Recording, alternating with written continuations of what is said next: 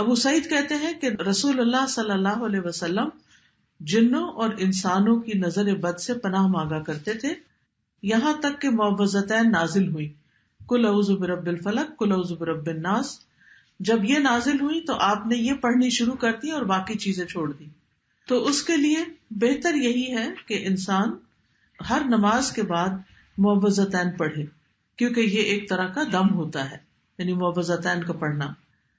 تاثیر کے اعتبار سے نظر کی کچھ اقسام ہیں. ایک ہے العین المعجبہ، خوشی یا تعجب والی نظر، حیران ہو کے کسی چیز کو دیکھنا، خوش ہو کے کسی چیز کو دیکھنا. تو یہ بھی دوسرے کو بعض اوقات لگ جاتی ہے اگر انسان ساتھ برکت کی دعا نہ دے. اسی لیے جب آپ کسی دلہن کو دیکھیں تو ماشاء اللہ بارک اللہ فی، اللہ برکتیں دے، دعائیں کریں، عید مبارک. کیوں کہتے ہیں؟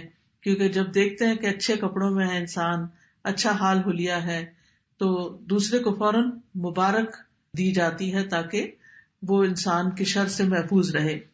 پھر اسی طرح اس نظر کے بارے میں آتا ہے کہ قرآن مجید میں سورۃ الکہف میں اس کا ذکر آتا ہے، وَلَوْلَا إِذْ دَخَلْتَ جَنَّتَكَ قُلْتَ مَا شَاءَ اللَّهُ لَا قُوَّةَ إِلَّا بِاللَّهِ إِن تَرَنِي أَنَا أَقَلَّ مِنْكَ مَالًا وَوَلَدًا.